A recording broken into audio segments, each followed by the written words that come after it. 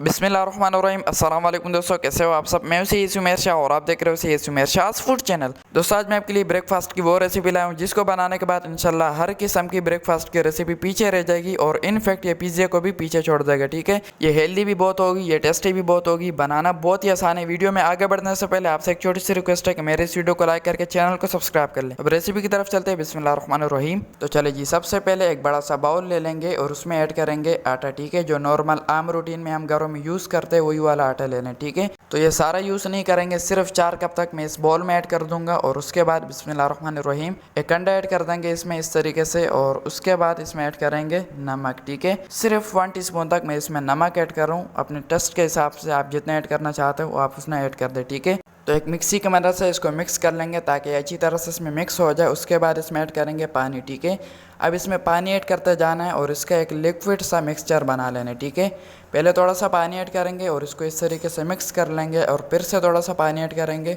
और इसको इस तरीके से मिक्स करते जाना है। ठीक है, तो इसमें तब तक पानी ऐड करते जाना है जब तक इसमें एक लिक्विड सा फॉर्म ना आ जाए। ठीक है, तो ये देख ले इस तरीके से एक लिक्विड सा इसका मिक्सचर बना लेना है। तो यहाँ पर हमारा पहला स्टेप खत्म हुआ। अब इसकी कुकिंग की तरफ चलते हैं। बिस्मिल्लाहिर्रहमानिर्रहीम।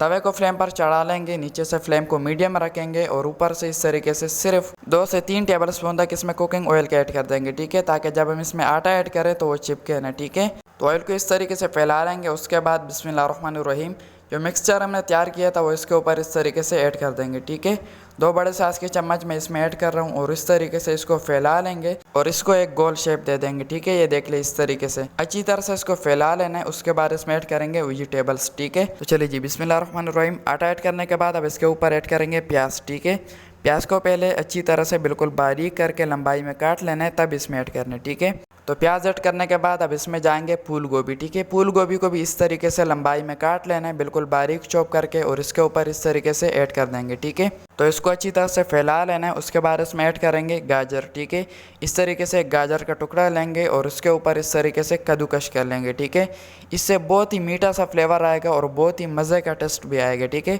अगर आप गाजर को कद्दूकश नहीं करना चाहते तो इस तरीके से इसके ऊपर लंबाई में काट के ऐड कर सकते हैं। ठीक है, इस तरह से हमने इसके ऊपर बंद गोभी और प्याज ऐड किया था, उसी तरीके से आप लोगों ने गाजर भी काट लेना है। ठीक है, तो चले जी, गाजर ऐड करने के बाद अब इसके ऊपर ऐड करेंगे हरा धनिया। ठीक है, इससे खूबसूरती भी आएगी और एक मज़ेदार सा फ्लेवर भी आएगा। ठीक है, तो धनिया को भी बिल्कुल छोटा छोटा काट के इसके ऊपर ऐड करना है और उसके बाद इसमें ऐड करेंगे फिर से वही वाला मिक्सचर जो हमने शुरू में तैयार किया था, ताकि अच्छी तरह से वेजिटेबल्स चिपक सके इसके साथ और जब हम रोटी को पलटे तो ये वेजिटेबल्स उधर इधर ना गिर सके। ठीक है, तो फिर से ऊपर से कुकिंग ऑयल ऐड करेंगे ताकि ये वेजिटेबल्स अच्छी तरह से पक सके। ठीक है, तो मेरे ख्याल से अब एक साइड से तो रोटी पक चुकी होगी, तो अब इसको इस तरीके से पलट देंगे और इसको दूसरे साइड से अच्छी तरह से कुक कर लेंगे। ठीक है, तो चलिए जी, दूसरी साइड से पलटने के बाद माशाल्लाह से आप देख सकते हो कितना खूबसूरत तरीके से एक साइड से हमारी रोटी पक चुकी है। ठीक है, तो अब मजीद इसको 4 से 5 मिनट दूसरी साइड से पका लेते ताकि वेजिटेबल्स अच्छी तरह से कुक हो सके। और इसी दौरान अगर आपने अभी तक मेरे चैनल को सब्सक्राइब नहीं किया तो जनाब आला चैनल को लाजमी से सब्सक्राइब कर लिया करें। ये आपकी तरफ से प्यार होता है, आपकी तरफ से हमें मोटिवेट करने का, हमें खुश करने का जरिया होता है। ठीक है, तो चैनल को लाजमी से सब्सक्राइब कर लेना है। तो अब इसको दूसरी साइड से 4 से 5 मिनट पका लेते हैं, उसके बाद मैं इसको पलट दूंगा। ठीक है,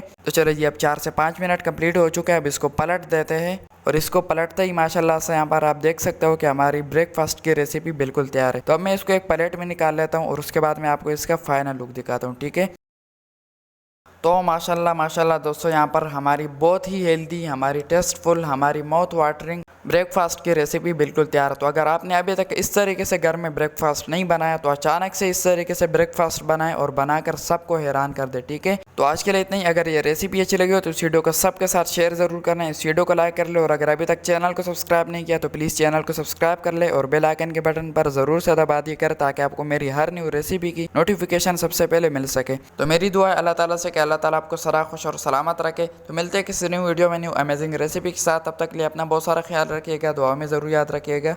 अल्लाह हाफिज़।